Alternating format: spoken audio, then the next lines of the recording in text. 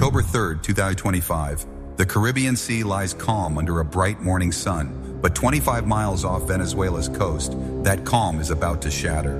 At 9:17 a.m. inside the Combat Information Center of a U.S. Navy destroyer, a radar operator leans forward. His tone is clipped, practiced. Bogey detected, CPA under 1 nautical mile, time to intersect, 7 minutes. On the glowing scope, a small but fast contact weaves erratically across the water.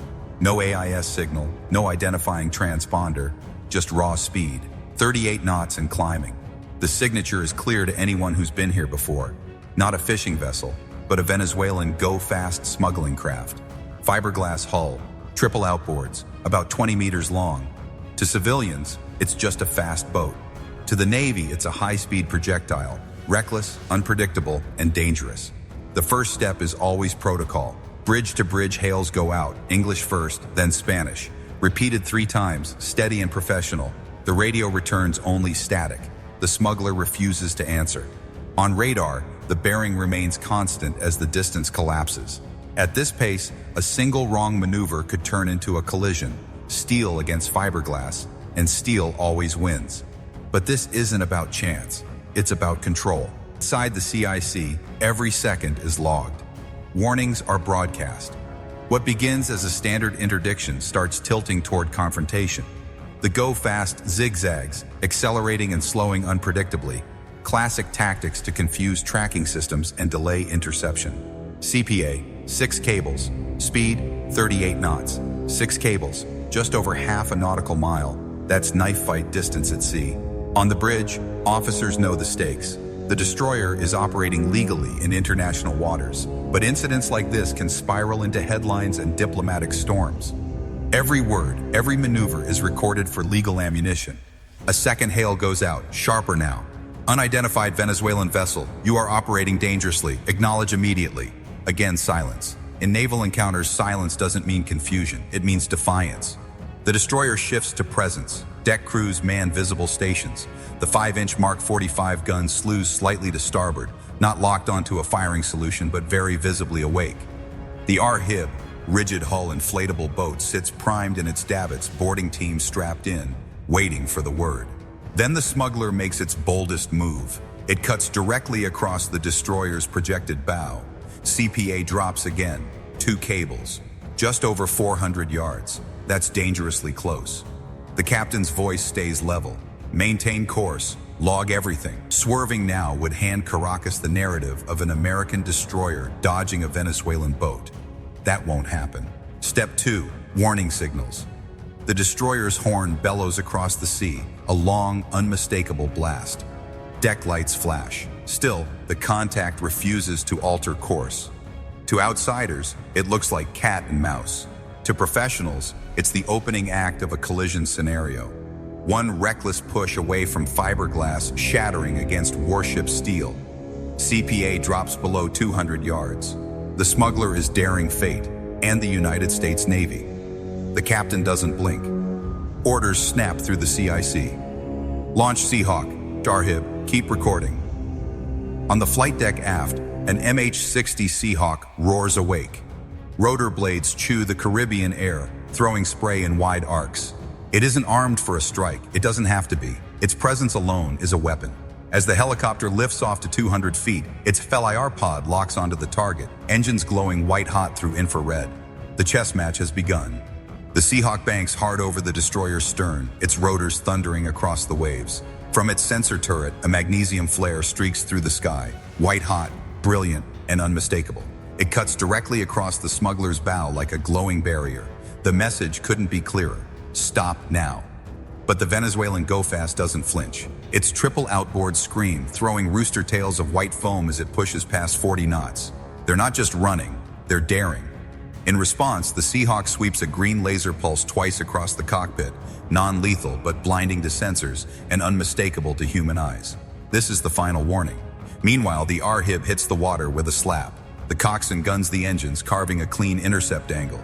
Within seconds, the Navy has built a 3-dimensional trap. Steel destroyer looming on one axis, helicopter circling above, R-HIB knifing through the waves below. The smuggler zigzags, trying to break the box. It cuts too hard to port. The hull bites into the swell. For a heartbeat, it nearly flips. Shouts echo inside the CIC, but the smugglers recover, swinging wide again. The Arhib doesn't give an inch. Its bow leaps over the chop, crew braced, intercept locked. Overhead, the Seahawk's FLIR feeds show the engines burning hot, the smugglers' movements frantic. Contact accelerating, fuel burn extreme. They can't hold this speed long, the sensor operator calls. This isn't a chase anymore. It's a chess match at 40 knots. Every maneuver shrinks the options. Every swerve tightens the noose.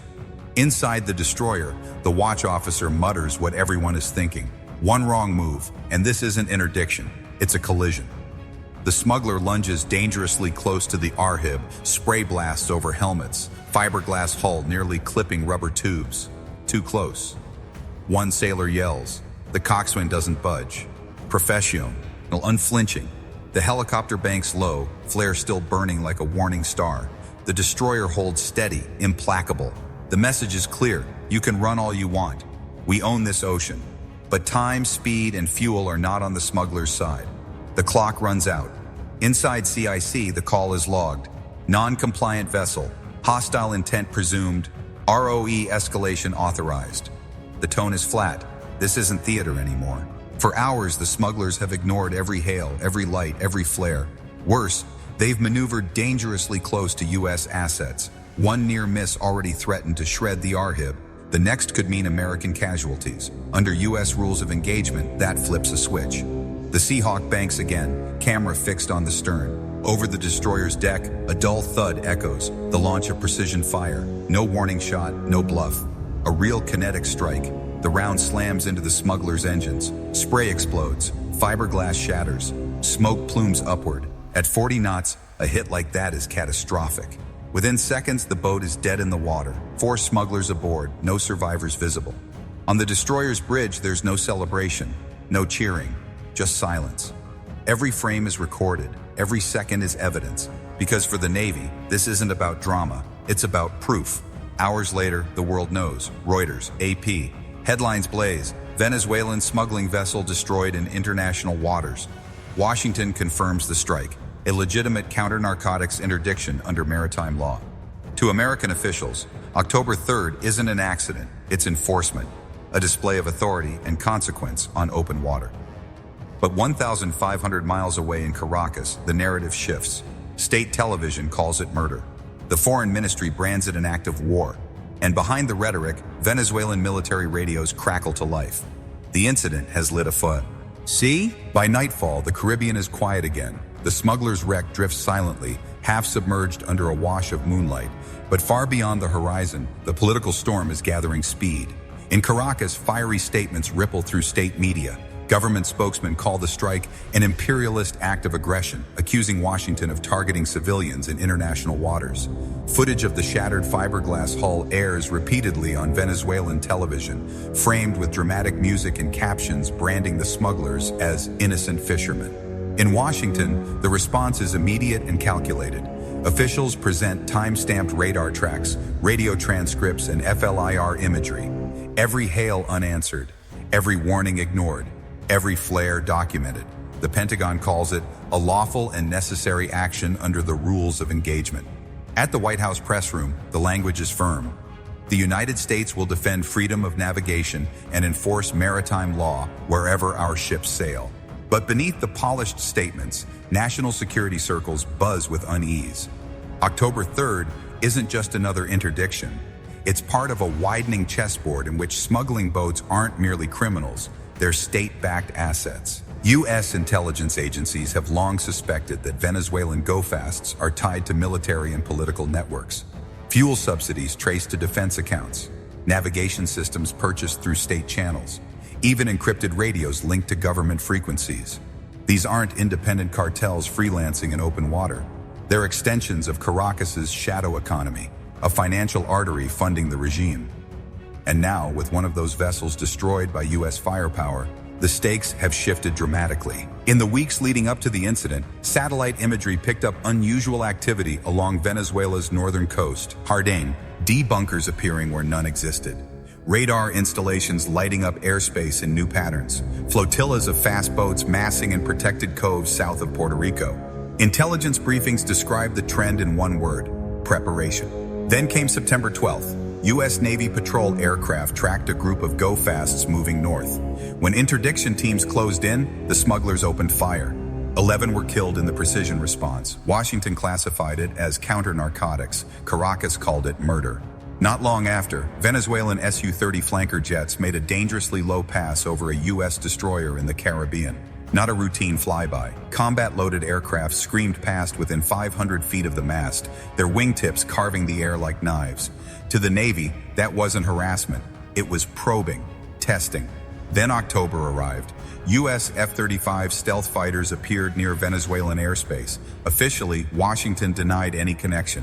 Unofficially, everyone knew why they were there. Eyes and options if things tipped over. On October 1st, President Trump electrified the narrative with a single line: the fight against narcotics cartels is an armed conflict, not law enforcement, war. That single phrase altered legal footing across the Caribbean, giving the Navy unprecedented latitude for kinetic response. Now, after October 3rd, that latitude has been exercised. For the Navy, it's a tactical victory. For Caracas, it's a casus belli. Inside Venezuela's defense ministry, radar screens glow. Patrol craft sortie out of shallow harbors. Coastal batteries cycle through readiness drills. Broadcast to regional allies frame the strike not as interdiction, but as provocation. And beyond Venezuela, others are watching. Cuba, Russia, Iran, all with vested interests in seeing U.S. power tested in its own hemisphere. Satellite links hum. Intelligence chatter spikes. The October 3rd incident isn't isolated. It's being woven into a broader strategic narrative, one where the Caribbean becomes more than a smuggler's highway. It becomes a pressure point. In the Pentagon, senior officers gather around classified briefings. Satellite images flicker on screens. Patterns are forming. Venezuela isn't backing down. And the Navy knows. One incident rarely stays alone. It's usually the first move in a longer game. By the morning of October 4th, the Caribbean no longer carries the easy rhythm of trade winds and shipping lanes. Overhead, U.S. surveillance aircraft circle in wide, relentless orbits, their sensors painting the sea in thermal, radar, and infrared. On the destroyer's bridge, the crew stands at a quiet, sharpened attention. Coffee cups sit half-drained beside radar scopes. Every flicker, every unknown contact is logged. The ocean feels alive now, crowded, watched, tense. Venezuela has gone on high alert. Coastal radar stations glow like sentinels, sweeping the horizon. Patrol boats swarm out of La Guaira and Puerto Cabello, their wakes slicing the morning sea like warning lines. Along the shoreline, artillery units and anti-ship missile launchers are positioned behind dunes, camouflaged but unmistakable to overhead eyes. It's not just a show of force, it's a message. They're prepared to push back. In Washington, the National Security Council convenes behind closed doors. Maps cover the Situation Room walls. Advisors debate, voices low but urgent. Deterrence or escalation, show resolve or de-escalate.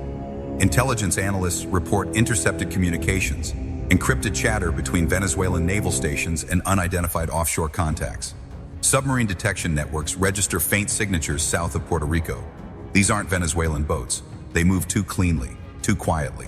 Some whisper foreign support, others suspect cartel assets upgraded with foreign tech. On the destroyer, the crew settles into a long, razor-edged watch. The Seahawk helicopter sits armed and fueled, rotors tied but ready. Arhib bore. Ding teams pace the deck, boots wet with salt spray, gear strapped tight. Below, damage control units rehearse emergency scenarios, collision, missile strike, sabotage, over and over. Everyone knows October 3rd was not an isolated event. It was the opening act of something larger. Across the hemisphere, the reaction is swift, but calculated. Japan, Australia, and the Philippines issue coordinated statements of support for Washington's maritime enforcement. Colombia authorizes U.S. surveillance overflights. Caribbean nations quietly pass intelligence to U.S. Southern Command. The region isn't rallying with headlines, but with positioning. The lines are being drawn. Caracas, meanwhile, doubles down. Venezuelan diplomats flood the United Nations with formal complaints accusing the U.S. of imperialist aggression and demanding sanctions. On state television, the smugglers are declared heroes, martyrs of sovereignty. Their images splashed across screens as fiery speeches blame Washington for escalating tensions. The U.S. Navy doesn't trade words, it trades presence. More destroyers are redirected into the Caribbean approaches. A fast attack submarine silently shifts position off the Venezuelan coast. A P-8 Poseidon conducts low, deliberate reconnaissance flights. The message is unmistakable. Escalation will not go unanswered. But beneath the maneuvers, both sides know the peril. One misread flare, one warning ignored, one jittery gunner could tip this standoff from posturing to catastrophe. The Caribbean isn't just warm blue water anymore, it's a pressure chamber. As the sun sets on October 4th, the destroyer's dark silhouette cuts a steady line across the crimson horizon. Radios crackle with encrypted chatter. Watchstanders scan scopes in silence. Above, the Seahawk traces slow, sweeping arcs like a hawk over a battlefield. The world might not grasp it yet, but a new strategic front has quietly emerged. Not in the Pacific, not in the Persian Gulf, but here, in waters where trade routes, politics, and raw power collide. And out here, hesitation doesn't just cost time. It sinks faster than ships.